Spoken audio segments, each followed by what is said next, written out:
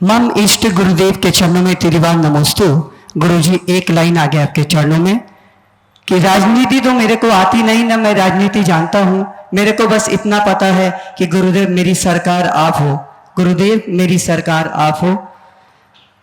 गुरुजी, जब आपका दमों में मैं दर्शन किया था तो मैं जब भी आपके चरणों में आता हूं तो एक चीज छोड़ के जाता हूं। तो आज बच्चे यहाँ पे हैं, उनको देखकर एक बार उस प्रश्न को रिपीट करना चाहता हूं, उस नियम को, आपकी आज्ञा हो तो। ऑनलाइन से मंगाया हुआ सामान जैसे अभी बहुत तेजी से बढ़ रहा है, जोमेटो, स्विगी वगैरह से, तो उसमें वेज नॉन वेज एक साथ आता है खाना। हम दिन वेज ऑर्डर किया, हम वेज ले लिया, लेकिन साथ में नॉन वेज भी आता है। इस चीज का मैंने दमों में आजीवन त्याग लिया था। तो आज बच्चे यहाँ पे हैं, इन तक ये बात पहुंचाना चाहता हूँ कि ये ऑनलाइन से जो मंगाया हुआ सामान है वो त्याग करें। और मेरा प्रश्न ये है कि गुरुजी, अभी आने के पहले मेरे परिवार में एक सूतक लगा, तो ये पीढ़ी कैसे काउंट किया जाए, कितनी पीढ़ी कैसे गिने? हमको ऐसा बताया गया कि देखो, जहां तक ऑनलाइन चीजों को मंगाने का सवाल है, मेरी राय में तो ऑनलाइन कोई भी वस्तु तभी मंगाए जब वह आपको अन्यत्र उपलब्ध न हो, क्योंकि ऑनलाइन व्यापार के कारण बहुतों का रोजगार समाप्त हो रहा है। अब आज कैसी विचित्रता है कि लोग साग सब्जी भी ऑनलाइन मंगाने लगे। हमारा देश जियो और जीने दो के संदेश के साथ जुड़ा हुआ देश है। प्रेम और परस्परता जन्य मूल्यों को साथ लेकर चलने वाला देश है। हमारे यहाँ एक ऐसी व्यवस्था रही कि एक ही वस्तु के निमित्त अनेक लोग लाभान्वित हो और उनका पेट पले। ऑनलाइन बिजनेस ने इस सारे चेन को तोड़ दिया और धीरे धीरे व्यापार कुछ लोगों के हाथों में सिमट रहा है। इससे लाखों दुकानदार, ठेले वाले और टोकनियों में सामान रख करके बेचने वाले लोगों का रोजगार नष्ट हो रहा है। मानता हूं इसमें आपको थोड़ी सुविधा है, आपको चीजें कुछ सस्ती भी मिल सकती है, लेकिन हमें केवल अपनी सुविधा के लिए जीना ठीक नहीं है। हमें अपनी सुविधा के साथ औरों की रोजी रोटी का भी ख्याल रखना चाहिए, उनके रोजगार का भी ध्यान रखना चाहिए।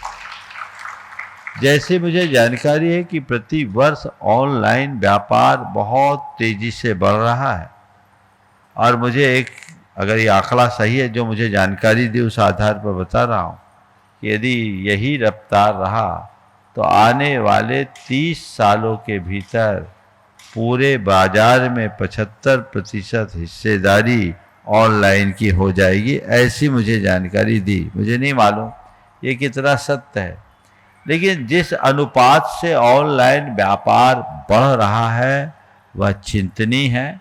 सरकार को तो अपने टैक्स से मतलब है, इसलिए सरकार भी इसे प्रोत्साहित कर रही है, लेकिन ये हमारे समाज और देश के सेहत के लिए कतई अच्छा नहीं है। इसके दूरगामी परिणाम बहुत भयानक निकलेंगे, हमें इस पर ध्यान रखना।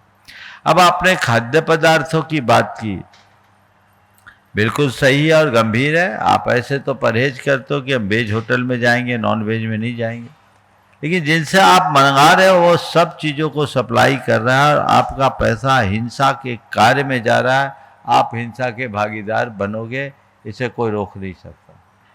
इसलिए इनका परहेज करना चाहिए। आप अहिंसावादी हैं तो त्याग कीजिए, ऑनलाइन चीज़ें हम नहीं मंगाएंगे।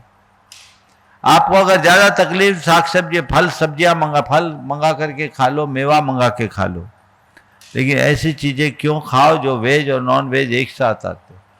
वो तो अभक्ष्य पदार्थों के साथ सम्मिश्रित है, इनसे बचना चाहिए। और ऑनलाइन व्यवसाय के अन्य भी दूसरे परिणाम समाज में आ रहे हैं। डिलीवरी बॉयज के माध्यम से जिस तरह से अनाचार घरों में प्रवेश कर रहा है, घरों की मर्यादाएं जिसके कारण खंडित हो रही है, लव जिहाद जैसे प्रकरण जिसकी वजह से बढ़ रहे हैं, इन सब पर गंभीरता से विचार करना चाहिए। आपका फ़ोन नंबर जैसे ही बाहर जाता है आप न जाने कितनों के शिकंजे से कस जाते हैं। तो इन सब बातों पर खूब गंभीरता से विचार करना चाहिए।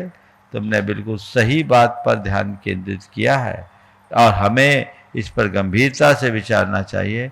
आप तय कर ले हम ऑनलाइन चीज़ें न मंगाएंगे न खाएंगे, खासकर खाद्य पदार्थ तो हम ऑनलाइन कतई ना मंगाएं। ज़रूरत पड़े तो बाहर जाके हम खा लें। बहुत सारे शाकाहारी रेस्टोरेंट होते हैं, भोजनालय होते, वहाँ जाकर के हम भोजन करने की व्यवस्था कर लें। लेकिन इस तरह का कार्य करने से अपने आप को पूरी तरह बचा के रखें, तभी हम अपने धर्म और संस्कारों को सुरक्षित रख पाएंगे। तुम्हारा जो सवाल है पीढ़ियों का निर्धारण कैसे होता है? पीढ़ी का निर्धारण जहाँ से खून के रिश्ते शुरू होते वहाँ से होता है। जैसे रामलाल और श्यामलाल दो सगे भाई हैं और इनके पिता है हरि प्रसाद, ठीक है।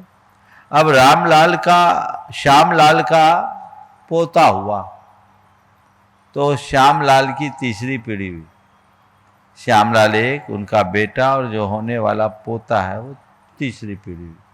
लेकिन जब रामलाल की बात आएगी तो इनका खून का रिश्ता हरि प्रसाद से जुड़ा है, तो एक पीढ़ी बढ़ जाएगी, यानी उसकी चौथी पीढ़ी कहलाएगी। जहाँ से रक्त संबंध है वहाँ से पीढ़ी की गणना हो।